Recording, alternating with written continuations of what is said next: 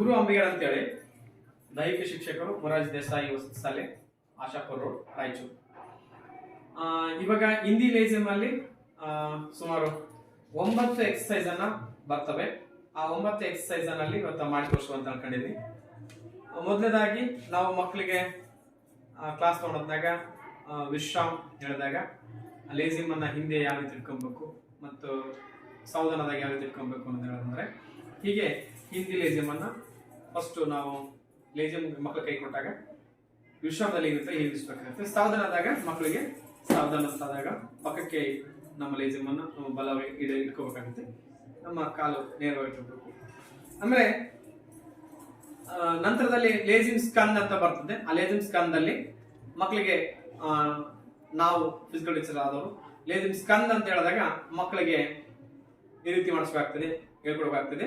ಲೇಸಿಮ್ ಸ್ಕಂದ್ ಅಂತ ಕಾಶನ್ ಕೊಟ್ಟಾಗ ಅವರು 1 2 ಅನ್ನುವಂತ ಕಾಶನ್ ನನಗೆ ಅವ್ರು ಮರಳಿ ಉತ್ತರವನ್ನು ಕೊಡ್ತಾರೆ. ಆಮೇಲೆ ಲೇಸಿಮ್ ಓ ಆರಾಮ್ಸೆ ಅಂತಂದಾಗ 1 2 ಅನ್ನುವಂತ ಏನ್ ಬರ್ತದೆ ಕಾಶನ್ ಕೊಡ್ತಾರೆ. ನೆಕ್ಸ್ಟ್ ಲೇಸಿಮ್ ಓಶರ್ ಅಂತಂದ್ರೆ ಹಿಂದಿ ಲೇಸಿಮ್ ಓಶರ್ ಅಂತಂದಾಗ 1 2 ಅನ್ನುವಂತ ರೀತಿಯಲ್ಲಿ ನಮಗೆ ಈ ಒಂದು ಪೊಸಿಷನ್ ನನಗೆ ಬರೋಕಾಗ್ತದೆ. ಈಗ ಮೊದಲನೇದಾಗಿ 4 ಆವಾಜ್ ಅನ್ನುವಂತ ಎಕ್ಸರ್ಸೈಸ್ ಬರೋದ್ರಿಂದ 4 ಆವಾಜ್ ನ ಹೇಗ್ ಮಾಡೋದು, ಬೈ ಕೌಂಟ್ ಹೇಗ್ ಮಾಡೋದು ಅಂತಂದ್ರೆ, ಮೊದಲ ಎಕ್ಸರ್ಸೈಸ್ 4 ಆವಾಜ್ ಸಿಫ್ಟಿ ಸರ್ಕಿಲಿಗೆ ಅಂತ ಹೇಳಿ ನಾವು ಮಾಡೋದಾದ್ರೆ ಮಕ್ಕಳಿಗೆ ತೋರಿಸ್ಬೇಕಾದ್ರೆ ಫಸ್ಟ್ಗೆ 1 2 3 4 5 6 7 8 8 7 6 5 4 6 रुक जाओ. ಇದು ಮೊದಲನೇ ಎಕ್ಸರ್ಸೈಸ್ ಆಗ್ತದೆ.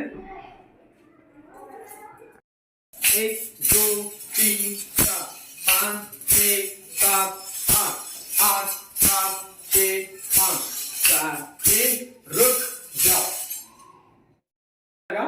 ಆಡಿ ಲಗಾವಲ್ಲಿ ಮಾಡೋದ್ರೆ ಕಾಲನ್ನ ಅಡ್ಡ ಇಡೋದು ಅಥವಾ ಆಡಿ ಲಗಾವ ಅಂತಂದ್ರೆ ಹಾಗೆ 1 2 3 4 5 6 7 8 8 7 6 5 4 3 रुक जाओ. ಈ ಪೊಸಿಷನ್ ಇರ್ತೀವಿ.